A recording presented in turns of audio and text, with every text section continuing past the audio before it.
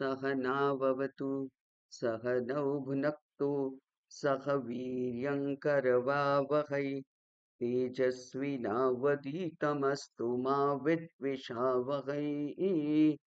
ओम शांति शांति शांति।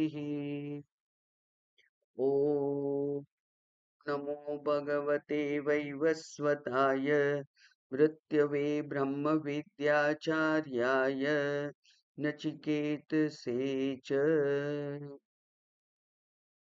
ॐ दयाकरं दयाकारं दान्तं धर्मप्रवर्तकं प्रणमामि दयानन्दं मदाचार्यवरं परम्। ॐ शान्ति शान्ति शान्तिः। हरिः ॐ श्रीगुरुभ्यो नमः। हरिः ॐ। કઠોપનિષદના દ્વિતીય અધ્યાયની પ્રથમ વલ્લીનો 5મો મંત્ર આપણે જોતા હતા. આગળ આપણે જોયું કે ત્રીજા મંત્રમાં શ્રુતિએ એમ કહી દીધું ઉપનિષદે કે આ જે બ્રહ્મની તું તે પૃચ્છા કરેલી તે બ્રહ્મ કેવો છે? તો એક ઉપનિષદનો મંત્ર છે કે યમ વાચા અનુભ્યદ્યતે યેન વાક અભ્યુદ્યતે તદ બ્રહ્મ. જેને વાણી ઉદ્ઘાટિત કરી શકતી નથી પણ જેના દ્વારા શબ્દો વાણી ઉદ્ઘાટિત થાય છે તે બ્રહ્મ છે. અને તે બ્રહ્મ કેવું છે? જેના વડે રૂપ રસ ગંધ શબ્દ સ્પર્શ મૈથુન વગેરે જે કઈ અનુભવો છે, પ્રત્યક્ષ એટલે કે ઇન્દ્રિય પ્રત્યક્ષ સાક્ષી પ્રત્યક્ષ જે કઈ વિષયો છે એ વિષયો જેના કારણે અનુભવાય છે એ બ્રહ્મ છે. એના પછી તરત જ કહ્યું કે આપણા જે અનુભવો છે એ જાગ્રત અવસ્થામાં સ્થૂળ વિષયોના અનુભવો છે, સ્વપ્ન અવસ્થામાં સૂક્ષ્મ વિષયોના અનુભવ છે. અને જ્યારે સ્થૂળ અને સૂક્ષ્મ બંનેનો ઉલ્લેખ થઈ ગયો ત્યારે આ બ્રહ્માંડમાં કોઈ પણ વસ્તુ કોઈ પણ પદાર્થ બાકી ના રહ્યો ઉલ્લેખ કર્યા વગરનો એવો. અને આપણે જો આપણી જાતે સમજવું હોય તો એમાં ત્રીજી સુષુપ્તિ અવસ્થા ઉમેરીએ તો વ્યક્ત સ્થૂળ સૂક્ષ્મ રૂપે વ્યક્ત, અને જ્યારે સુષુપ્તિ છે ત્યારે અવ્યક્ત, કારણ કે જે પદાર્થો છે એ પણ વ્યક્ત નથી.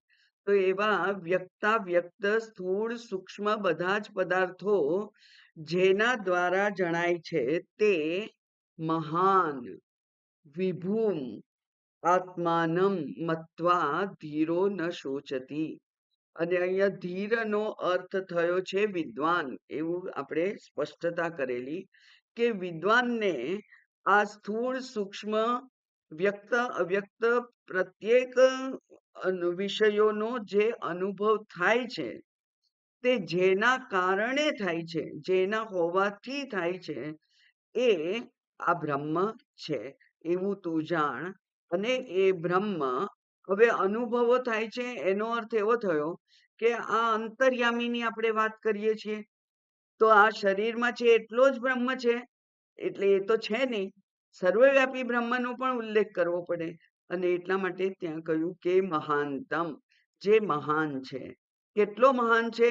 મહતો મહિયાન એવું ઉપનિષદે કહેલું છે તે જેનાથી વધારે મહાન બીજું કઈ છે જ નહીં એવું એ મહાન. અને વિભૂમ એટલે વિવિધેન ભાતિ ઇતિ વિભૂમ, એટલે કે સર્વમ ખલુ ઇદમ બ્રહ્મ. એમ જે કહ્યું તું ઈશાવાસ્ય ઉપનિષદ કે છે કે ઈશાવાસ્યમ ઇદમ સર્વમ.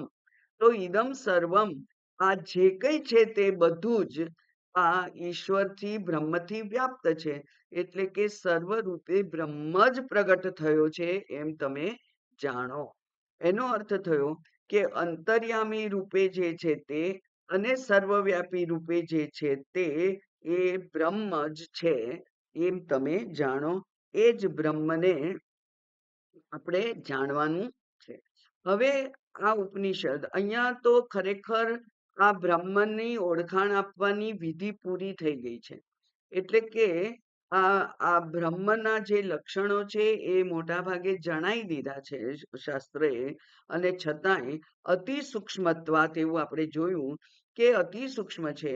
એટલે હજુ પણ કેટલાક લક્ષણોની કોઈ જુદી રીતે રજૂઆત કરી અને એ બ્રહ્મનું ના લક્ષણો આપણા બુદ્ધિ સુધી લાવવાનું કામ હવે શ્રુતિ કરી રહી છે. અને એ કેવું છે, તો એને કહ્યું કે મત્વા ધીરો ન શોચતી, એવું પહેલા કહ્યું, બરાબર. એટલે કે એ શોક કરતો નથી. અને હવે કે છે કે એ શોક નથી કરતો, એટલે કે એને મોહ નથી. મોહને કારણે શોક થાય, મોહ નથી. તો બીજું એક બહુ અગત્યનું પાસું છે, અને જેને કહીએ છીએ આપણે કે સુખ અને સલામતી એ બંને આ જીવના અનિવાર્ય એવી ઈચ્છાઓ હોય છે.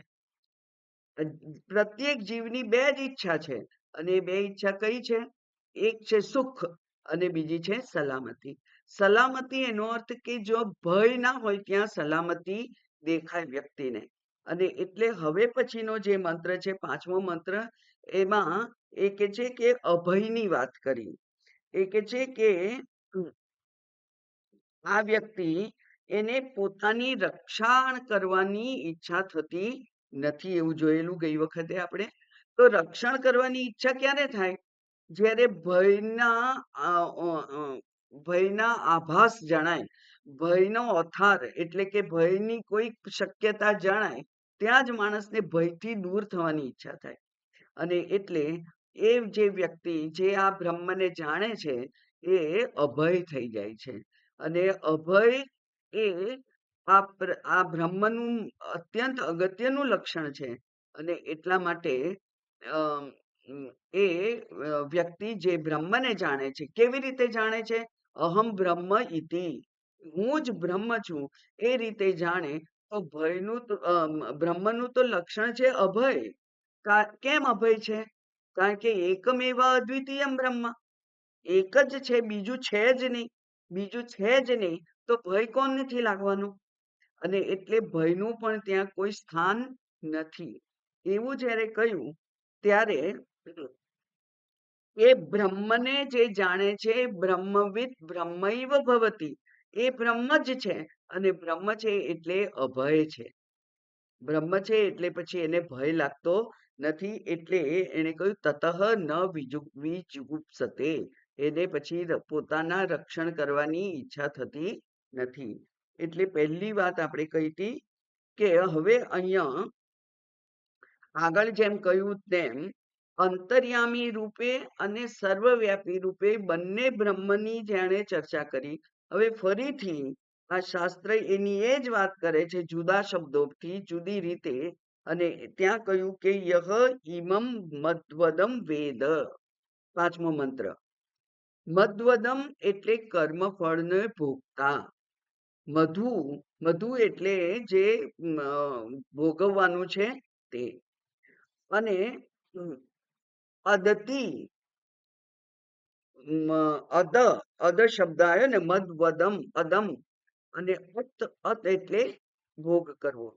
તો જે કર્મફળનો ભોગ કરે છે તે. કર્મફળનો ભોગ કરે છે એનો અર્થ શું થયો? કે એ જીવ છે. અને આ જીવ એ કર્મફળનો ભોગ કરે છે. આ કર્મફળનો ભોગ કરવાનું એટલે શું? તો એ કે છે કે ભૂતકાળમાં કરેલા આપણા કર્મો જે છે એને જ આપણે ભોગવવા માટે આપણને આ શરીર પ્રાપ્ત થયું છે. એની લંબાણથી ચર્ચા ગઈ વખતે કરી હતી આપણે. કારણ કે આ જે અનંત જન્મોના જે કર્મફળો સંચિત રૂપે એકત્રિત થયેલા હોય છે, એ એકત્રિત થયેલા કર્મફળોને ભોગવવા માટે એક પછી એક શરીર મળતા જાય છે. જેમ જેમ પરિપક્વ ફળ જે હવે ફળ આપવા માટે તૈયાર થઈ ગયેલા છે, એવા જે કર્મો છે, એ કર્મને લઈને, એટલે કે બધા જ સંચિતના આવી નથી જતા આપણી સાથે, અને એટલા જ માટે એને કહીએ છીએ પ્રારબ્ધ. પ્રારબ્ધ એટલે પ્રકર્ષેણ આરબ્ધ. આરબ્ધ એ ભૂતકાળ છે. એટલે કે હવે જેવો આ જીવ આ શરીરમાં આવ્યો કે એને કર્મફળ ભોગવવાનો આરંભ થઈ ગયો છે. એ જે કર્મફળ પરિપક્વ થઈ ગયેલા એને લઈ અને આ જીવ આ શરીરમાં આવ્યો છે, અને એના પૂર્વના કર્મો પ્રમાણે પાપ અને પુણ્ય, એટલે કે દુઃખ અને સુખ, એ અનુભવવા માટે એ આ શરીરમાં આવ્યો છે. શરીર એ કર્મફળોએ પોતાનું ફળ આપવાનું ચાલુ કરી દીધું છે.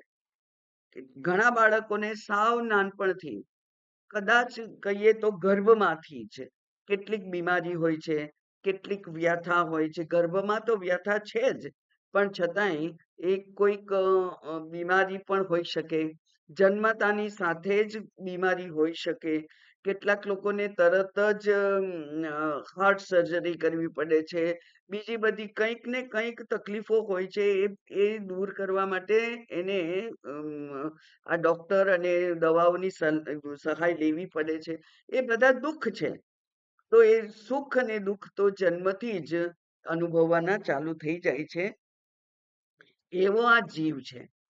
અને જીવનો ની વ્યાખ્યા જ થાય છે પ્રાણ ધારણે જીવ.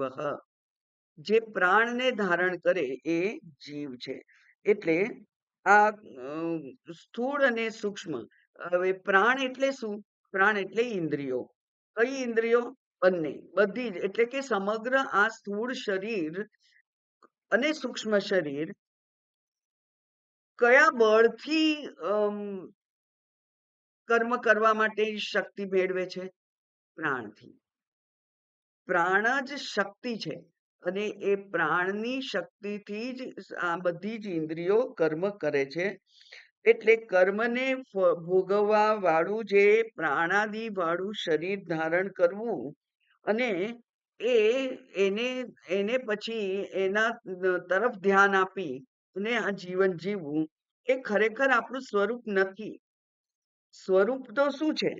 તો એ કે છે કે ભલે આ પ્રાણ વગેરે, કારણ કે પ્રાણ પણ શું છે? સૂક્ષ્મ શરીર છે. તો સ્થૂળ અને સૂક્ષ્મ શરીરનો તો જન્મ થયો છે. જન્મ થયો હોય જેનો પણ જન્મ થયો હોય, એ તો કેવું હોય? જડ હોય. બરાબર. જનિત્વાત જડમ. જન્મ થયો છે એટલે જડ છે. તો એ જડને ચેતનતા આપનાર જે ચૈતન્ય છે, એ ચૈતન્ય જ ખરેખર તો આપણું સ્વરૂપ છે. પરંતુ આ ચૈતન્ય જે તે શરીરમાં વ્યક્ત થાય, તે શરીરની ઉપાધિ ધારણ કરી અને જડને ચેતનતા આપે છે. તો આ જડ શરીરને ચેતનતા આપનાર જે ચૈતન્ય છે, એ જ મારું સ્વરૂપ છે, એવું આપણે ખરેખર ધ્યાન કરવાનું હોય છે, ધ્યાન આપવાનું હોય છે ત્યાં. એટલે કે એને જ મુખ્ય મધ્યમાં રાખી અને જીવન ખરેખર જીવવું જોઈએ. બરાબર. એટલે અહીંયા કહ્યું કે સ્થૂળ સૂક્ષ્મ શરીર, કારણ કે પ્રાણ એ સૂક્ષ્મ શરીરનો ભાગ છે. સૂક્ષ્મ શરીર સ્થૂળ શરીરના આશ્રયે રહે છે.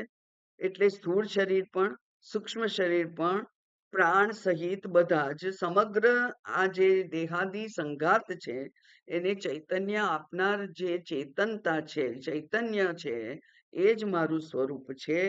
એવું ખરેખર જાણવું જોઈએ. કારણ કે આત્મા તો નિષ્ક્રિય છે. આત્મા કાર્ય કરતો નથી. એ તો અવિકારી છે, અવિક્રિય છે.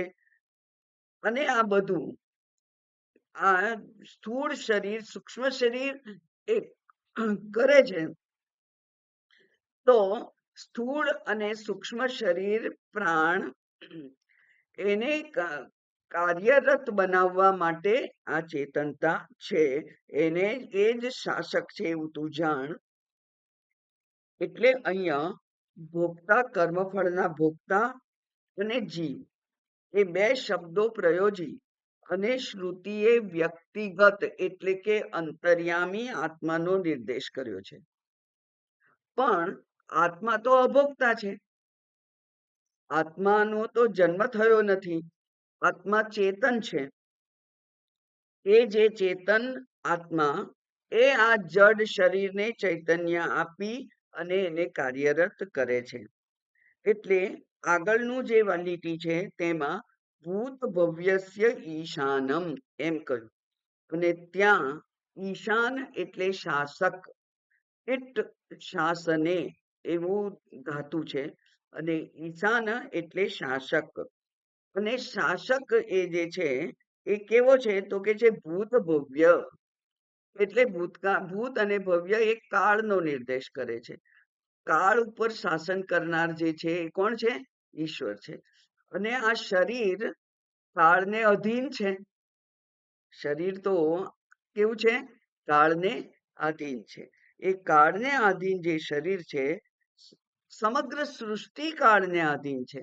કારણ કે સૃષ્ટિનો ઉત્પત્તિ થઈ છે અને પ્રલય થાય છે. તો ઉત્પત્તિ અને પ્રલયની વચ્ચેનો જે સમય છે એ સમય એ જ કાળ છે.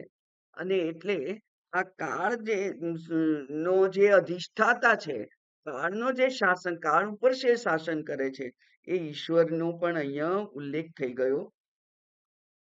અને એટલે અહીંયા બે જણનો ઉલ્લેખ કરી અને શ્રુતિ કહેવા શું માંગે છે કે આ જે જીવ રૂપે તું છે તે, અને શાસક રૂપે ઈશ્વર છે, આત્મા છે, ચૈતન્ય છે તે, એ બંને ખરેખર એક જ છે. એટલે એને તું જાણ. ય ઈમમ વેદ, જે જાણે છે. બરાબર? ય ઈમમ વેદ, જે જાણે છે. શું જાણે છે? કે હું આ જીવ અને આ કાળ ઉપર શાસન કરનાર ઈશ્વર એ બંને એક જ છીએ. અંદર છે અંતર્યામી રૂપે અને બહાર છે સર્વવ્યાપી ચૈતન્ય રૂપે, એ બંને એક જ છે એવું જે જાણે છે તે પછી પોતાની રક્ષા કરવા ઈચ્છતો નથી. કારણ કે આત્મા છે, ભગવાન છે, એટલે હું મારી જાતને અભય માનતી નથી. બરાબર? ભગવાન છે અને હું એ છું. જો બંનેની જુદી જુદી અસ્તિત્વ ધરાવતું હોય તો ભગવાન અભય ભલે છે, પણ હું તો ભયમાં છું. અને કાળનો ભય તો કાયમનો છે આ જીવ માટે. તો અભય ક્યારે પોતાને જાણી શકે? જ્યારે કાળ ઉપર પણ પ્રભુત્વ હું ધરાવું છું એવું જ્યારે એને સમજ ઊભી થાય, ત્યારે એને ખબર પડે કે મારે તો મૃત્યુનો પણ ભય નથી. કાળ મને કંઈ કરી શકે નહીં, કારણ કે હું ચૈતન્ય આત્મા છું. તો શરીર મને મળેલું સાધન છે, અને એ સાધનને જીવંત કરવા માટે, સત્તા અને સ્ફૂર્તિ કરવા માટે જે ચેતનતા છે એ જ મારું સ્વરૂપ છે. હું તો ચેતન આત્મા છું, એટલે કે હું ઈશ્વર છું. અને ઈશ્વર તો કાળ ઉપર શાસન કરનાર છે. એટલે કે હવે મને અન્ય કોઈથી તો ડર નથી, પણ કાળથી પણ, મૃત્યુનો પણ મને ભય નથી, એવું એ પોતે જાણે. તો અહીંયા આવું કહ્યું કે આ ચેતન છે. અને તતઃ, તતઃ એટલે ત્યાર પછી, ન વિજુગુપ્સતે, ગુપુ રક્ષણે, એવું કહ્યું તું મેં. ગુપુ ધાતુ જે છે એ રક્ષણ માટે છે. એટલે કે પછી એને રક્ષણ કરવાની ઈચ્છા થતી નથી. જુઓ અહીંયા આ થોડુંક વ્યાકરણ પણ કહું જેટલું મને આવડે છે. જુગુપ્સતે, વિજુગુપ્સતે એ આત્મને પદની ધાતુ છે. આત્મને પદ હોય એ પોતાના માટે જ વપરાય, પોતાના માટે. બરાબર? દાખલા તરીકે કોઈક રસોઈ બનાવે છે અને એને માટે આપણે કહીએ કે સહપચ્યતિ, તો એ બનાવે છે રસોઈ. રસોઈ એક વ્યક્તિ બનાવે છે, વિષ્ણુ જે છે એ રસોઈ બનાવે છે. પણ પચ્યતિ કહીએ ત્યારે પરસ્મયપદી છે, એટલે બધા માટે રસોઈ બનાવે છે. પણ જ્યારે આપણે કહીએ કે સહપચ્યતે, સહ ઓદનમ પચ્યતે, એ ભાત બનાવે છે કોના માટે? પોતાના માટે. આત્મનેપદનું છે. તો આત્મનેપદ વાપરીએ ત્યારે એ પોતાના માટે હોય, પરસ્મય પદ વાપરીએ ત્યારે બધા માટે હોય. હવે આ જે અભય પ્રાપ્ત થાય, એ ક્યારે અભય પ્રાપ્ત થાય? હું અભય છું એવું જ્યારે ખબર પડે ત્યારે. હું અભય છું એવું કેવી રીતે ખબર પડે? હું આત્મતત્વ જ છું, હું જે આત્મતત્વ છું એવું જ્યારે ખબર પડે ત્યારે પછી ભય રહેતો નથી, કારણ કે કાળ ઉપર શાસન કરનાર હું જ છું, મૃત્યુ ઉપર શાસન કરનાર હું જ છું. જો મૃત્યુ ઉપર મારું શાસન ચાલે તો મૃત્યુ દેવતા જે છે એ મને કંઈ કરી શકે નહીં. એટલે યમરાજા જે છે એનું મારા ઉપર કોઈ રાજ્ય ચાલે નહીં, કારણ કે હું તો એના ઉપર રાજ્ય કરનાર છું. બરાબર? એટલે પોતાને આત્મ સ્વરૂપે જાણે તો એને પોતાને પોતાનું રક્ષણ કરવાની પછી ઈચ્છા થતી નથી, અથવા જરૂર પણ લાગતી નથી. જુગુપ્સતેનો બીજો અર્થ થાય, જુગુપ્સા થાય એટલે કંઈક ગંદુ વસ્તુ હોય, એ ગંદુ વસ્તુની તિરસ્કાર થાય આપણને. જેવી રીતે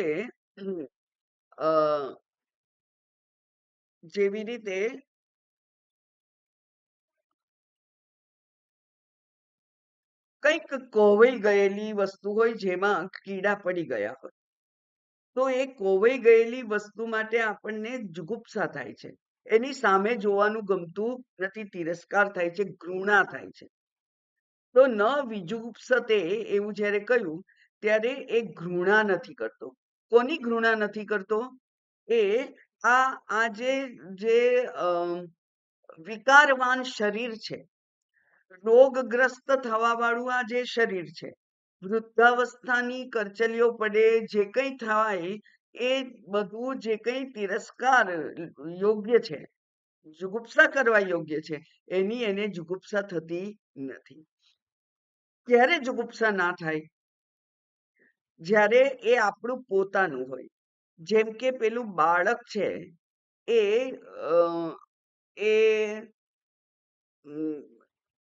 કચરાનો પોતાના નિકાલ કરે ત્યારે માને જુગુપ્સા નથી થતી. કેમ નથી થતી? કારણ કે આ મારું બાળક છે, એકત્વ છે. જ્યાં સુધી એકત્વ છે ત્યાં સુધી જુગુપ્સા થતી નથી. એટલે આ હું ચૈતન્ય છું, અને આ ચૈતન્યએ આ જીવની ઉપાધિ ધારણ કરી અને આ જે શરીર છે એને ચેતનવંતું બનાવ્યું છે. એ પોતાના શરીર માટે પોતાને જુગુપ્સા થતી નથી. કોઈક લોકોને રસોડી થઈ હોય, કોઈક લોકોને ડાઘા પડ્યા હોય કોઈક રીતે, દાખલા તરીકે પેલો કોઢ થયો હોય, શરીરને કંઈ પણ થયું હોય, પણ પોતાને થયું હોય તો એના માટે એને જુગુપ્સા થતી નથી. તો ઘૃણા થતી નથી એનો અર્થ શું થયો? કે એને પોતાના માટે પણ, અને જ્યારે બીજું તો બીજું છે જ નહીં. માં અને દીકરાનું તો ઉદાહરણ મેં આપ્યું, પણ જ્યારે એક જ્ઞાની જ્યારે રૂગ્ણાલયમાં પેલા ગરીબ લોકોની, બીમાર લોકોની, વૃદ્ધ લોકોની સેવા કરવા જાય છે, ત્યારે એ વૃદ્ધોની સેવા કરતા પણ એને કોઈ જુગુપ્સા થતી નથી. કેમ? નર્સ છે પેલી નર્સ, પોતાના ડ્યુટીના ભાગરૂપે પણ એને જ્યારે મળ ત્યાગમાં મદદ કરવી પડે, મૂત્ર ત્યાગમાં મદદ કરવી પડે, ત્યારે એને જુગુપ્સા થતી નથી. કેમ? કારણ કે એ ટેમ્પરરી એકત્વ અનુભવે છે. અને ત્યારે એને સહાનુભૂતિ થાય છે. સહાનુભૂતિ પૂર્વક એ મળત્યાગ મૂત્રત્યાગ કરવાનું એ બળ આપે છે પેલા પેશન્ટને. જ્યાં પણ એકત્વ છે ત્યાં જુગુપ્સા થતી નથી. એટલે અહીંયા પ્રત્યેગાત્મા અને ઈશ્વર એ બેના ઐક્યનો નિર્દેશ થયો. બરાબર ને? કારણ કે અહીંયા કહ્યું કે જે આ કર્મફળ ભોગવવા માટે જીવ રૂપે છે અને એ જ આ ભૂત ભવ્ય એવા એના ઉપર શાસન કરનાર ઈશ્વર રૂપે છે એવું પોતાને જાણે છે. ત્યારે પછી એને પોતાનું રક્ષણ કરવાની ઈચ્છા થતી નથી અને એને અન્ય કોઈ માટે, પોતાના શરીર વગેરે માટે, પોતાના જે વિકારો ઉત્પન્ન થાય એના માટે પણ એને ઘૃણા થતી નથી, તિરસ્કાર થતો નથી. એ કોનું લક્ષણ છે? એક જ્ઞાનીનું લક્ષણ છે. આત્માનું લક્ષણ છે એટલે જ્ઞાનીનું લક્ષણ છે. આત્માના લક્ષણને આપણે જાણવાની જરૂર નથી. આપણે જો જ્ઞાનીના લક્ષણ જાણીએ તો જ્ઞાનીના લક્ષણ પ્રમાણે આપણે એના પગલે પગલે ત્યાં સુધી પહોંચવું છે. એટલે આપણે પણ આપણામાં આ જે કઈ લક્ષણો દેખાય છે એ જોવાનો પ્રયત્ન કરવો જોઈએ. સામાન્ય દ્રષ્ટિથી આ આત્મ સ્વરૂપ, પોતાના આત્મ સ્વરૂપને પોતાને આત્મ સ્વરૂપ રૂપે જોવાનું શક્ય નથી. એટલા માટે અનુપશ્યતિ કહ્યું હતું. અનુપશ્યતિ કેમ? કારણ કે શાસ્ત્ર અને ગુરુના શબ્દો દ્વારા આ જે જીવ બધી જ પ્રકારની મર્યાદાઓથી ગ્રસ્ત છે એવું આ સ્થૂળ સૂક્ષ્મ શરીર એને જ એ પોતે આત્મા રૂપે માને છે, જાણે છે. અને જ્યારે એ આત્મા રૂપે જાણે છે, જ્યારે એને નિશ્ચય થાય છે કે આ બાહ્ય તો આવવા અને જવા વાળું છે, આગમા પાયન છે અને એના માટે કોઈ છે એ ન શોચતી, એવું કહ્યું. આગમા પાયનો અનિત્યા, અને ત્યાં આ જ્ઞાની છે એનો શોક કરતો નથી. એટલે કે એના તરફ એ ઉપેક્ષા વૃત્તિ સેવે છે, ઉદાસીન રહે છે. એના માટે બહુ સુંદર હોય એનું અભિમાન પણ નહીં અને અસુંદર હોય એના માટે કોઈ ઘૃણા પણ નહીં. એવી રીતે જે જાણે છે, એટલે કે પોતાને આત્મા સ્વરૂપે જે જાણે છે એને પછી પોતાનું રક્ષણ કરવાની ઈચ્છા થતી નથી. એને કોઈના માટે પણ જુગુપ્સા પણ થતી નથી. એ હે નચિકેતા એતદ વૈ તત, એ જે તત્વ છે એ જે તે પૂછ્યું તું, ધર્મ અધર્મથી દૂર જુદું એવું શું છે, એવું તે જે પૂછ્યું તું એ જ તત્વ છે. હવે આગળ જોઈએ. હવે સૃષ્ટિ પ્રક્રિયાની વાત કરે છે. એટલે 6 થી 9, 6, 7, 8, 9 4 મંત્રોમાં સૃષ્ટિ પ્રક્રિયાની વાત છે. સૃષ્ટિ પ્રક્રિયાની વાત અહમ બ્રહ્મ સમજવા માટે કઈ બહુ ઉપયોગી નથી, પણ આ સૃષ્ટિ જે આપણા અનુભવનો વિષય છે એના વિશે પણ જાણીએ તો એ જાણી અને એ સૃષ્ટિ દ્વારા સૃષ્ટિકર્તાને જાણવાનો છે. અને સૃષ્ટિકર્તાને જાણીએ તો એ સૃષ્ટિકર્તા રૂપે જે ઈશ્વર છે એ ઈશ્વર એ હું જ છું એવું પણ જાણવાનું છે. તો સૃષ્ટિકર્તા રૂપે જે ઈશ્વર છે એ હું.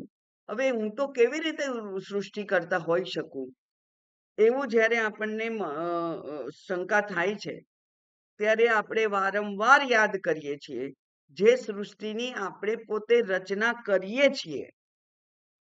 એ કઈ સૃષ્ટિ છે? સ્વપ્ન સૃષ્ટિ.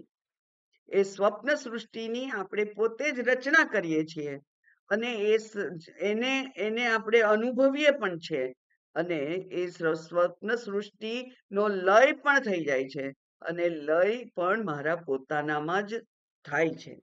એ જ પ્રમાણે એ ઉદાહરણથી આ સૃષ્ટિ રચનાની જ્યારે આપણે ચર્ચા કરીએ ત્યારે સૃષ્ટિકર્તા રૂપે ઈશ્વર, સૃષ્ટિનું ધારણ કરતા રૂપે પણ ઈશ્વર અને સૃષ્ટિના લય કરતા રૂપે પણ ઈશ્વર, એટલે કે જે સર્વશક્તિમાન છે, સર્વજ્ઞ છે, એવા જે ઈશ્વરની વાત કરીએ છીએ, એ ઈશ્વર એનું સ્વરૂપ જાણી અને ઈશ્વર હું જ છું, એટલે હું એ જ સૃષ્ટિ કરતા, સૃષ્ટિ ધારતા, સૃષ્ટિ લય કરતા હું જ છું. મય્યેવ સકલમ જાતમ મયી સર્વમ પ્રતિષ્ઠિતમ મયી સર્વમ લયમ યાતિ તદ અદ્વય બ્રહ્મ અહમસ્મી. એવું કૈવલ્ય ઉપનિષદે જે કહ્યું એની જ હવે અહીંયા ચર્ચા છે. એટલે હવે સૃષ્ટિની વાત છે, બરાબર. એટલે સર્જનની વાત છે અને એ સર્જનની પ્રક્રિયામાં આપણે જોયેલું કે ત્યાં એક મંત્ર આપણે જાણીએ છીએ. એ મંત્ર છે મુંડકોપનિષદનો છે, બ્રહ્મદેવાનામ પ્રથમમ સંબભૂવ વિશ્વસ્ય કર્તા. વિશ્વસ્ય કર્તા, સમગ્ર વિશ્વના કર્તા રૂપે કોણ છે એવું એ ત્યાં આવે છે. અથવા તત્સૃષ્ટવા તદેવાનુપ્રાવિશત, એ બીજો મંત્ર પણ તૈત્તરીય ઉપનિષદનો છે. એ છે તત્સૃષ્ટવા, એટલે કે વિશ્વનું સર્જન, સૃષ્ટિનું સર્જન કરીને તદેવાનુપ્રાવિશત, તેમાં એ પ્રવેશી ગયા. એટલે કે સૃષ્ટિ કરતા પણ એ અને સૃષ્ટિ રૂપે પણ એ, બરાબર. સૃષ્ટિ કરતા પણ એ, સૃષ્ટિ રૂપે પણ એ, એવો જે બ્રહ્મ છે એ બ્રહ્મનું હવે વર્ણન આવે છે હવે પછીના 4 મંત્રોમાં. એ જોઈએ આપણે. યહ પૂર્વમ તપસો જાતમ અદ્ભ્યઃ પૂર્વમ અજાયત ગુહામ પ્રવિશ્ય તિષ્ઠન્તમ યો ભૂતેભિર્વ્યપશ્યત એતદ વૈ તત. યહ પૂર્વમ તપસો જાતમ અદ્ભ્યઃ પૂર્વમ અજાયત ગુહામ પ્રવિશ્ય તિષ્ઠન્તમ યહ ભૂતેભિઃ વ્યપશ્યત એતદ વૈ તત. એતદ વૈ તત, ખરેખર એ જ તે છે. તે એટલે કોણ? હે નચિકેતા, તે જે બ્રહ્મને જાણવાની ઈચ્છા પ્રગટ કરી હતી એ બ્રહ્મનું વર્ણન મેં કર્યું એવું શ્રુતિ કહે છે. તો એ કે છે યહ પૂર્વમ તપસઃ જાતમ, જે જાતમ, જેનો જન્મ થયો. કેવી રીતે જન્મ થયો? તપસઃ, તપથી જન્મ થયો. તો અહીંયા તપ એટલે શું? તો આપણે આના પહેલા જોયેલું છે કે જ્યારે ભગવાનને ઈચ્છા થઈ એકોહમ બહુશ્યામ પ્રજા યેતિ, હું એક છું બહુ થવું, અને એમ કરી અને એમણે સંકલ્પ કર્યો. એટલે એક છું અને બહુ થવું. તો હવે હું તો કાળી છું અને ગોરી થવું, એવો સંકલ્પ હું કરું તો મારે તો દુનિયાના કેટલાય પેલા જે જુદા જુદા રસાયણો આવે છે, જુદી જુદી કોસ્મેટિક્સ, એ લાવવા પડે ને લગાડવા પડે ને બધું ઘણું કરવું પડે ત્યારે હું થઉં. બરાબર. હવે મને ભૂખ લાગી છે અને હું ખાઉં, તો ત્યાં રસોડામાં જવું પડે, અનેક દ્રવ્યો ભેગા કરવા પડે, રસોઈ બનાવવી પડે, પછી મારી ભૂખ સંતોષાય. એ તો આ જીવની કહાણી છે. પણ ભગવાનનું કેવું છે? સંકલ્પ માત્રેણ જાયતે, સંકલ્પ માત્રથી જ આ સૃષ્ટિ ઉત્પન્ન થઈ. એકોહમ બહુશ્યામ, ઈચ્છા થઈ અને સૃષ્ટિ હાજર થઈ ગઈ, સૃષ્ટિ ખડી થઈ ગઈ પોતાની સામે. એ તપસઃ, અહીંયા તપસ એટલે વિચારમય તપ. કેવું તપ છે? વિચારમય તપ.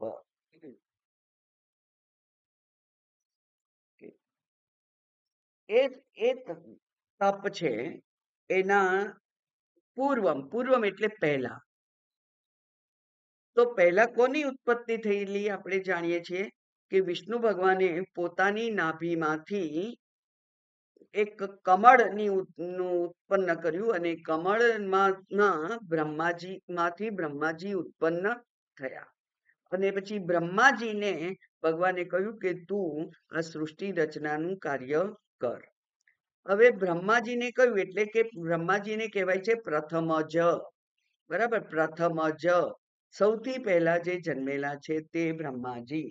એ બ્રહ્માજીનો જન્મ થયો. બ્રહ્માજી એટલે જ હિરણ્યગર્ભ. એટલે વાત અહીંયા છે હિરણ્યગર્ભ. તો હિરણ્યગર્ભ એટલે શું? તો એ છે સમષ્ટિ સૂક્ષ્મ શરીર. બરાબર, હિરણ્યગર્ભ એટલે સમષ્ટિ સૂક્ષ્મ શરીર. એનો ત્યાં પહેલા જ જન્મ થયો. બ્રહ્માજીને સૃષ્ટિ ઉત્પન્ન કરવાનું કહ્યું તો બ્રહ્માજીને તો સમજણ પડી નહીં શું કરવું. એટલે પાછા પૂછવા ગયા ભગવાનને કે હવે તમે કહ્યું તો ખરું પણ મને કઈ આવડતું નથી, શું કરું? એટલે ભગવાને કહ્યું કે સતપસ તપ નહીં, તપઃ તપ કર. તપ એટલે શું? વિચારમય તપ. વિચારમય તપ એટલે શું? તો કે છે પૂર્વ સૃષ્ટિને તું જો. એટલે કે આના પહેલા સૃષ્ટિ હતી, આના પહેલા સૃષ્ટિ હતી, એના પહેલા સૃષ્ટિ હતી. તો પોતાના જે શક્તિ છે એ શક્તિનો વિચારનો ઉપયોગ કરી અને પૂર્વ સૃષ્ટિમાં શું શું હતું એનો તું વિચાર કર, એ તું જો અને એ પ્રમાણે પછી આ સૃષ્ટિની પણ રચના કરી દે. એટલા માટે પૂર્વમ એટલે સૌથી પહેલા અને તપસઃ છઠ્ઠી વિભક્તિ છે એટલે કે તપથી. તપથી એટલે વિચારમય તપથી યહ જાતમ. એ પહેલા ઉત્પન્ન થયું કોણ? તો કે છે કે બ્રહ્માજી એટલે કે હિરણ્યગર્ભ. એ ક્યારે ઉત્પન્ન થયા? તો કે છે કે અભ્યઃ પૂર્વમ અજાયત. અજાયત ભૂતકાળ છે એટલે કે જન્મ થયો. તો ક્યારે જન્મ થયો? પૂર્વમ પહેલા. પહેલા કોના પહેલા? અભ્યઃ.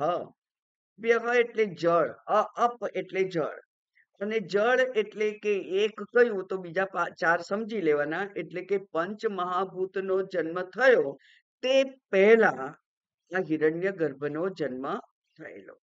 તો બ્રહ્માજીએ સૃષ્ટિ ઉત્પન્ન કરવાનું નક્કી કરી અને પછી પહેલા બ્રહ્માજી ઉત્પન્ન થયા અને પછી એમાંથી આ આકાશ, વાયુ, અગ્નિ વગેરે.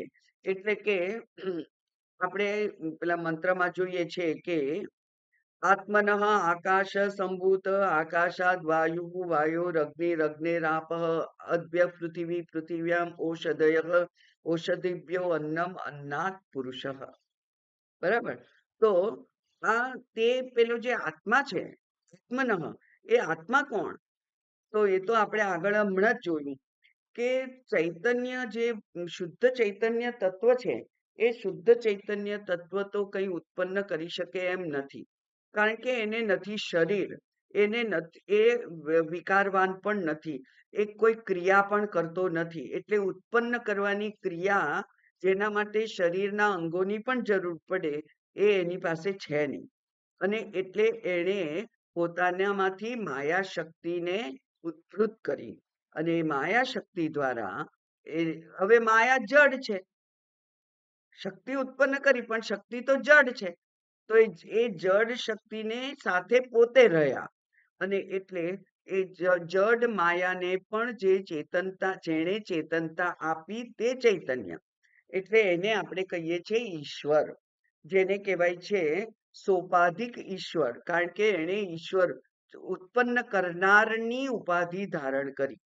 એટલે એ સોપાધિક ઈશ્વર અથવા જેને કહેવાય છે સગુણ ઈશ્વર અથવા એને કહેવાય છે માયોપાધિક ઈશ્વર બ્રહ્મ, માયોપાધિક બ્રહ્મ એમ કહેવાય છે.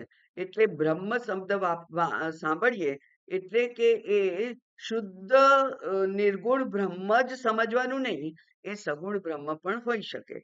તો આ જે પૃથ્વીનો જે સર્જન કર્યું એ સગુણ ઈશ્વરમાંથી થયું, અને એમાંથી પંચમહાભૂત પહેલા, અને પંચમહાભૂતમાંથી પાંચ ભૌતિક શરીરો ઉત્પન્ન થયા, અને એ પંચ ભૌતિક શરીરોમાં પછી તત્સૃષ્ટવા તદેવાનુપ્રાવિશત, પોતે પ્રવેશી ગયા. ક્યાં પ્રવેશી ગયા? તો બ્રહ્મએ પોતાના માટે રહેવા માટે શ્રેષ્ઠ જગ્યા શોધી, અને શ્રેષ્ઠ જગ્યા છે ગુહામ, હૃદય ગુહામ પ્રવિશ્ય. હૃદય ગુહા એટલે બુદ્ધિ ગુહા. બુદ્ધિ એ સર્વશ્રેષ્ઠ એવી શક્તિ છે આ માણસની, અને એટલે એને બુદ્ધિ ગુહામાં પ્રવેશ કર્યો. ભૂતેભિઃ યહ ભૂતેભિઃ તિષ્ઠંતમ. ભૂતેભિઃ એટલે પંચભૌતિક જે શરીરો છે એ પંચભૌતિક શરીરોમાં જેમણે કાર્યકરણ સંઘાતની મધ્યમાં હૃદય ગુહામાં પ્રવેશીને જે જુએ છે, એટલે કે એ બ્રહ્મ જે સૃષ્ટિ કરતા ઈશ્વર છે, એ સૃષ્ટિ કરતા ઈશ્વર જ મારામાં અંતર્યામી રૂપે પ્રવેશી ગયેલો છે, એવું જે જુએ છે, વ્યપશ્યત, એવું જે સારી રીતે જાણે છે, જુએ છે, એને પછી પોતાના બ્રહ્મ હોવા માટે કોઈ શંકા થતી નથી. અને એ જ બ્રહ્મ છે, એ જ તત્વ છે. એટલે કે એ નિર્ગુણ બ્રહ્મ હોય, કે પછી માયોપાધિક સગુણ બ્રહ્મ હોય, કે પછી અંતર્યામી રૂપે ચિદાભાસ રૂપે જે વ્યષ્ટિ સ્થિત, વ્યષ્ટિમાં, એક વ્યક્તિમાં, પ્રત્યેક વ્યક્તિમાં જે ચિદાભાસ રૂપે જે ચૈતન્ય છે, તે બધા જ ખરેખર એના જુદા જુદા નામ છે, ચૈતન્ય એક જ છે. જેમ કે પેલો કુંભાર એ ઘડાની રચના કરે છે, તો ઘડાની રચના સાથે ઘટાકાશની રચના નથી કરતો. ઘટાકાશની રચના નથી કરવી પડતી, કારણ કે ઘડાની રચના કરે છે, ઘડો જ ચૈતન્યમાં છે. ચૈતન્ય સર્વવ્યાપી છે, આકાશ સર્વવ્યાપી છે. એ સર્વવ્યાપી આકાશમાં ઘડાની દિવાલો એ ઊભી કરે છે, એટલે અંદર પણ આકાશ છે, બહાર પણ આકાશ જ છે. એમ આ જીવ કર્મફળ દ્વારા એને શરીર પ્રાપ્ત કર્યું, પણ એ શરીર પ્રાપ્ત કર્યું ત્યારે પણ શરીરની અંદર અને શરીરની બહાર સર્વવ્યાપી રૂપે પણ એ જ ચૈતન્ય છે. એમ જે જાણે છે તે બ્રહ્મનું એકત્વ જાણે છે. બ્રહ્મ બે ત્રણ નથી. એટલે કે શુદ્ધ બ્રહ્મ, અને પછી માયોપાધિક બ્રહ્મ, અને પછી આ વ્યષ્ટિમાં રહેલું અંતર્યામી બ્રહ્મ, આમ ત્રણ ચાર બ્રહ્મ નથી. બ્રહ્મને એક જ રૂપે જાણે છે. જે સર્વવ્યાપી છે એ જ માયાના ઉપાધિથી ઈશ્વર બને છે, અને એ જ ઈશ્વર એને બધા સૃષ્ટિ રચી અને પ્રત્યેક હૃદય ગુહામાં પ્રવેશ કર્યો છે, એટલે એ જ એ પણ છે. એમ ઈશ્વર અથવા બ્રહ્મ ચેતનતા એક જ છે. એ જુદા જુદા જગ્યાએ જુદી જુદી ભૂમિકામાં છે, અને એને જુદા જુદા નામ માત્ર મળ્યા છે. એ નામથી કઈ ફેરફાર થઈ જતો નથી. એવું અહીંયા આ મંત્રમાં જોઈએ છીએ આપણે. એટલે ભગવાને પોતાની શક્તિને સંચરિત કરી. હવે આપણે ઉદાહરણ મેં આપેલું છે કેટલીક વાર, કે એક માં એક પહાડની તળેટીમાં માટીકામ કરતી હતી, બાળકને સુવાડેલું, અને બાળક, અને પછી એને અચાનક જોયું કે ઉપરથી એક પથ્થર ગબડતો ગબડતો આવી રહ્યો છે. મોટો છે પથ્થર, પોતાના બાળકની સલામતી નથી એવું જ્યારે એને દેખાય, ત્યારે એ વચ્ચે આડી ઊભી રહી જાય છે, અને પોતાના સમગ્ર બળથી એ પથ્થરને રોકવા માટેનો પ્રયત્ન કરે છે. એ જે શક્તિ છે એ ક્યાંથી આવી? ખરેખર તો સામાન્ય રીતે જોતા એ અશક્ય લાગે, પણ અશક્ય લાગે ત્યારે પણ એનામાં એવી શક્તિ એ ઉત્પન્ન કરી શકી. એવી જ રીતે પરમાત્માએ પણ જ્યારે એકોહમ બહુશ્યામ સંકલ્પ કર્યો ત્યારે પોતાની જે સર્જન શક્તિ હતી, જે સુષુપ્ત હતી, જેને લેટન્ટ કહેવાય છે, એટલે કે હતી પણ વ્યક્ત નહોતી, એવી જે અવ્યક્ત અવસ્થામાં, સુષુપ્ત અવસ્થામાં રહેલી પોતાની શક્તિને જાગૃત કરી, એનામાં ચેતનનો સંચાર કર્યો અને પછી એના દ્વારા સૃષ્ટિનું સર્જન કર્યું. એટલે કે સ્થૂળ નામરૂપથી બનેલા જગતનું ત્યાં સર્જન થયું. એવું સૃષ્ટિનું વર્ણન શ્રુતિએ અન્યત્ર બધે જ કર્યું છે, જેના બધા મંત્રો મેં આપને કહ્યા. અને તે ઉપાધિ પોતે સ્વીકારી, ઈશ્વરની ઉપાધિ સ્વીકારી અને પોતે જ આ સૃષ્ટિ રૂપે થઈ ગયો. એટલે કે વિવિધમ ભાતિ વિભુ, એવું આગળ જોયું આપણે, કે જે આ સૃષ્ટિના સર્વ પદાર્થો રૂપે જે પોતે થઈ ગયો છે તે. એટલે પોતે આ સૃષ્ટિના સર્વ નામ રૂપ આકાર ધારણ કરવા માટે કંઈ ના કરવું પડે. એણે ફક્ત એનામાં પોતાનું તાદાત્મ્ય કર્યું અને તાદાત્મ્ય કરી અને આ સૃષ્ટિ રૂપે પણ એ જ ઉત્પન્ન થયો. તો આ પ્રથમ તપમાંથી ઉત્પન્ન થયો, એટલે કે વિચારમાંથી ઉત્પન્ન થયો, પૂર્વકલ્પોની વિચાર કર્યું એવું પુરાણોમાં પણ આવે છે. અને પછી એના પહેલા હિરણ્ય ગર્ભની નું સર્જન થયું, એમાંથી પંચમહાભૂતનું, અને પંચમહાભૂતના સર્જન પછી વિરાટ, એટલે કે આ જે સૃષ્ટિ આપણા અનુભવમાં આવે છે એવી સૃષ્ટિની રચના થઈ. આમ અહીંયા સૃષ્ટિ રચનાની વાત કરી. યહ પૂર્વમ તપસઃ જાતમ, અને અદ્ભ્ય એટલે મેં કહ્યું કે પંચમહાભૂતો, એના પહેલા હિરણ્ય ગર્ભની રચના થઈ. એ હિરણ્ય એ પંચમહાભૂતથી પંચભૌતિક થઈ અને પ્રત્યેક હૃદય ગુહામ પ્રવિશ્ય, બરાબર, એ હૃદય ગુહામાં પ્રવેશી ગયા. અને તિષ્ઠંતમ, પછી ત્યાં જ છે, યહ ભૂતેભિઃ વ્યપશ્યત, એટલે કે પ્રત્યેક ભૂતમાં જે આ બ્રહ્મના દર્શન કરે છે તે સાધક, અથવા તો એ વિદ્વાન, એ જ્ઞાની, એ કેવો છે? તો કે છે કે એ પોતાને જ એ રૂપે જુએ છે.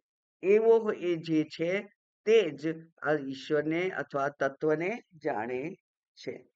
હવે જોઈએ આપણે ભાષ્ય.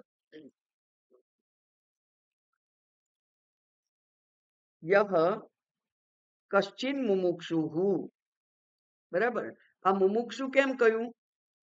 હું વારંવાર કહું છું કે આ જે શ્રુતિ છે, શાસ્ત્ર છે, એ કોના માટે છે? એક અધિકારી એવા સાધક માટે છે, જેની મુક્તિ માટેની ઈચ્છા છે. જેની મુક્તિ માટેની ઈચ્છા હોય એ જ આ જે વિચાર છે, શાસ્ત્ર અનુરૂપ પોતાના વિચારોને ગોઠવી શકે અને પોતાની બુદ્ધિમાં એનો પ્રવેશ કરાવી શકે. એટલે મને ને તમને, ધારો કે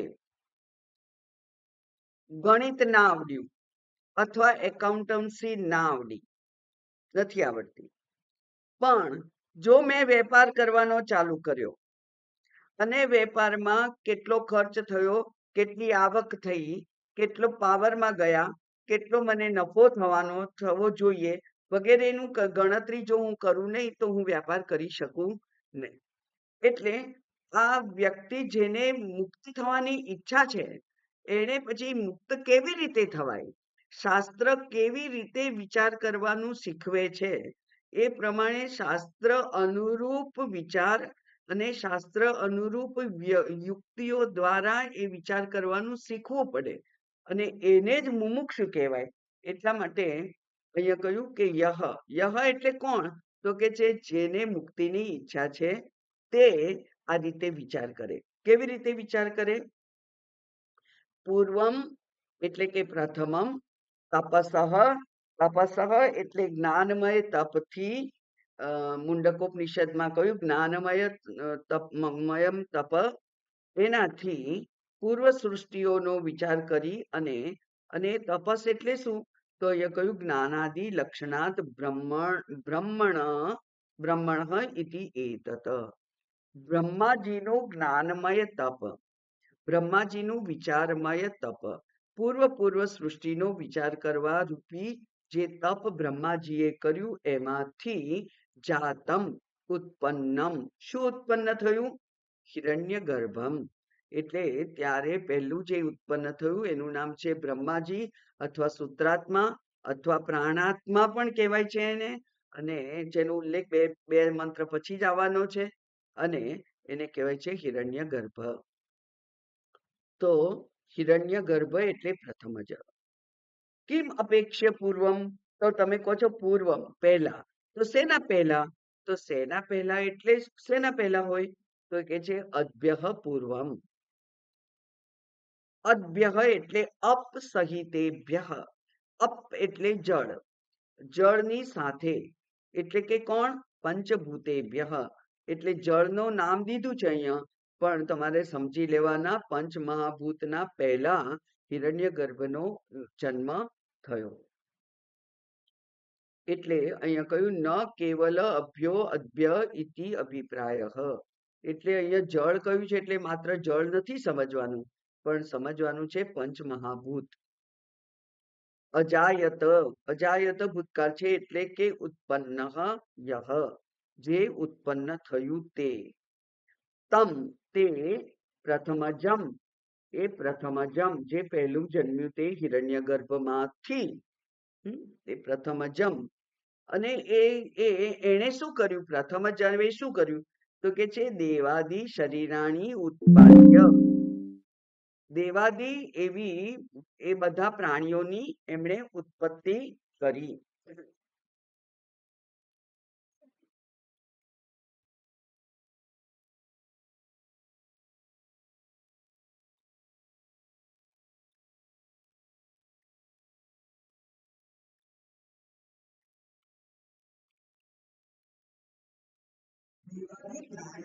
ઉત્પત્તિ, દેવાદી એટલે કોણ?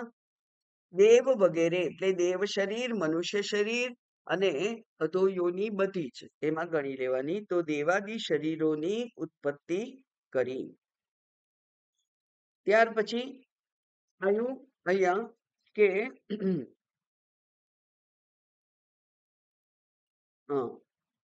ઉત્પાદ્ય, ઉત્પન્ન કરીને પછી શું કર્યું? તો કે છે કે સર્વ પ્રાણી, એમાં બધા પ્રાણી ગણી લેવાના, ત્રણેય સ્તર છે ગણવાના. એમાં ગુહામ, એની ગુફામાં, તો ગુફા એટલે શું? હૃદયાકાશમ પ્રવેશ્ય તિષ્ઠંતમ, એ હૃદય આકાશમાં પ્રવેશી ગયા, બુદ્ધિ ગુહામાં પ્રવેશી ગયા. કારણ કે આ તત્વને સમજવાનું શેનાથી છે? બુદ્ધિ વડે. અને એટલે બુદ્ધિમાં આ તત્વ પ્રવેશી ગયું એમ કે છે. અને બુદ્ધિમાં છે જ. આપણને આમ તો બધા શાસ્ત્રો કહે છે કે તું તે છે જ, માત્ર તારે જાણવાનું છે. જેવી રીતે પેલી સ્ત્રીમાં શક્તિ હતી જ, એ શક્તિને એને વ્યક્ત કરવાની છે. પેલું બી છે, એ બીમાં વૃક્ષને ઉત્પન્ન કરવાની શક્તિ રહેલી જ છે, અવ્યક્ત, એને વ્યક્ત કરવાની છે. એ જ પ્રમાણે આ અહમ બ્રહ્મ એ અવ્યક્ત છે જ. એટલા જ માટે તો આપણે કહીએ છીએ કે મારે બ્રહ્મ બનવાનું નથી, હું બ્રહ્મ છું એવું જાણવાનું છે. એટલે એ જે જાણવાની ક્રિયા કોણ કરે છે? બુદ્ધિ કરે છે. એટલા માટે અહીંયા કહ્યું બુદ્ધિ ગુહાયામ પ્રવિશ્ય તિષ્ઠંતમ, ત્યાં જ એ છે. તિષ્ઠંત ઊભું જ છે, એટલે કે તે ત્યાં સ્થિર છે જ. જતું નથી રહેતું ક્યાંય એ. અને એના વડે શું થાય છે? આ જીવ શું કરે છે એના વડે? તો કે છે શબ્દાદીન ઉપલબ્ધમાનમ. શબ્દાદી 5 વિષયો છે એનો ઉપલબ્ધમાનમ, એનો અનુભવ કરનાર બને છે. આ જે જે જે જેને જડ શરીર હતું, એ જડ શરીરમાં આ ચૈતન્યએ પ્રવેશ કર્યો, અને પ્રવેશ કરી અને એને ચેતનવંતુ બનાવ્યું. અને ચેતનવંતુ જ્યારે આ જીવ બન્યો ત્યારે શું થયું? જ્યારે આ દેહાદી સંગાત ચેતનવંતો બન્યો ત્યારે એને જીવ કહેવાયો. અને જીવ શું કરે છે? કર્મ વગેરેનું એ અનુભવ કરે છે. પાપ પુણ્યનો, સુખ દુઃખનો એ અનુભવ કરે છે. એટલે કે શબ્દ વગેરે 5 પ્રકારના જે વિષયો છે એ 5 પ્રકારના વિષયોનો એ અનુભવ કરે છે. કેવી રીતે ત્યાં ઊભું છે? તો કે છે ભૂતે ભીહી. ભૂતે બિહી એટલે આમ તો છાંદસ છે, આ ખોટું કહેવાય. એટલે શંકરાચાર્યજીએ વ્યાકરણનો સુધારો કર્યો અને કહ્યું ભૂતૈહી, ભૂતોમાં, બધા જ ભૂતોમાં, દેવાદી, મનુષ્ય, અન્ય પશુ પક્ષી વગેરે અધોયોની, એ ત્રણેયમાં કાર્યકરણ લક્ષણૈહી. એ કાર્યકરણ લક્ષણ, કાર્ય છે આ શરીર, અને એમાં કરણો છે. એમાં 5 ઇન્દ્રિયો, 5 ઇન્દ્રિયો, 5 જ્ઞાનેન્દ્રિયો, 5 કર્મેન્દ્રિયો, 5 પ્રાણ અને 4 સૂક્ષ્મ શરીરના ભાગ, એમ 19 પ્રકારના જે આ કરણ છે, સાધનો છે, એનાથી એની સાથે તિષ્ઠંતમ, એની સાથે એ તાદાત્મ્ય કરીને એ ચૈતન્ય રહે છે. ત્યાંથી જતું આવતું નથી. થોડી વાર જતું રહે, હવે મારે કઈ કામ નથી એટલે હું જતું રહું અને પછી પાછું આવ્યું, એવું નથી. એ બધાનો અનુભવ કરવા માટે, શબ્દાદી 5 વિષયોનો અનુભવ કરવા માટે, જાગ્રદાદી 3 અવસ્થાઓને નો અનુભવ કરતું કરતું એ ચૈતન્ય ત્યાં રહે છે. એમની સાથે સહ તિષ્ઠંતમ, એ ઊભું છે. એવું જે યહ વ્યપશ્યત, યહ પશ્યતિ, જે જુએ છે એ જ, બરાબર. અને યહ એવમ પશ્યતિ, જે આ પ્રમાણે જુએ છે, સહ એતદ એવ પશ્યતિ. એતદ એટલે એતદ આત્માનમ, જે આ આત્મા કેમ કહ્યું છે? જેની આપણે અત્યારે ચર્ચા કરી રહ્યા છીએ, તે પ્રકૃત વિષય રૂપ આત્મા જે છે એ જ છે. એવું યત તત પ્રકૃતમ બ્રહ્મ, પ્રકૃતમ એટલે જેનું અત્યારે ચર્ચા ચાલી રહી છે. હે નચિકેતા, તે જે બ્રહ્મ વિશે પૂછ્યું હતું તે એ જ બ્રહ્મ છે. એટલે કે આ ઉપાધિગત ચૈતન્ય છે, જે આ દેહાદી સંઘાતને જે ચેતનતા આપી અને સુખ દુઃખનો અનુભવ કરાવે છે, એ ચૈતન્ય, એ જ ચૈતન્ય જેની તે પૃચ્છા કરેલી હતી. એટલે કે એ ચૈતન્ય એ જ છે, 2-3 ચૈતન્ય નથી. એટલા માટે આનંદગીરી ટીકામાં જુઓ તમે, છેલ્લું વાક્ય સમજણ પડશે કે યસ્માત લોકે, કે માટે લોકમાં, લોકમાં એટલે કે અત્યારે આપણા જે અવેલેબલ સાધનો છે એમાં સુવર્ણ જાતમ કુંડલમ, સુવર્ણમ એવ, સુવર્ણમાંથી જન્મેલું જે કુંડલ છે એ સુવર્ણ જ છે. નામ આકાર જુદા હોય પણ છે સુવર્ણ. એટલા માટે કહ્યું તું કે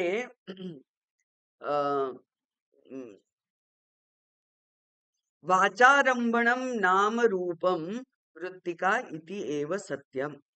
તો ખાલી બોલવા માટે નામ રૂપ છે, એને ઓળખવા માટેના ઉપાધિ ના નામ આપણે દઈએ છીએ. ખરેખર તત્વ તો શું છે? એ ચૈતન્ય જ છે, એ સુવર્ણ જ છે, એ માટી જ છે. એમ જે જાણે છે, તદ્વદ બ્રહ્મણ જાત હિરણ્યગર્ભ અપી બ્રહ્માત્મક એવ. એટલે બ્રહ્મમાંથી જન્મેલું જે હિરણ્યગર્ભ છે, અને હિરણ્યગર્ભમાંથી જન્મેલા પંચમહાભૂત છે, અને પંચમહાભૂતમાંથી જન્મેલું પાંચભૌતિક શરીર છે, સ્થૂળ સૂક્ષ્મ શરીર એ બધું જ બ્રહ્મ જ છે, કારણ કે જન્મેલું છે શેમાંથી?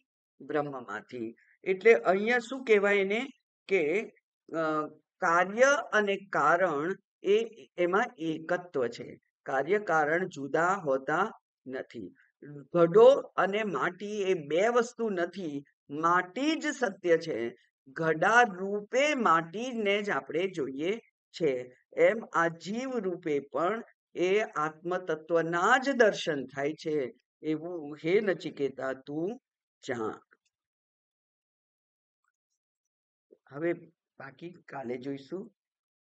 ઓમ પૂર્ણમદ પૂર્ણમિદમ પૂર્ણાત પૂર્ણમુદચ્યતે પૂર્ણસ્ય પૂર્ણમાદાય પૂર્ણમેવાવશિષ્યતે. ઓમ શાંતિ શાંતિ શાંતિ. હરિ ઓમ. શ્રી ગુરુભ્યો નમઃ. હરિ ઓમ.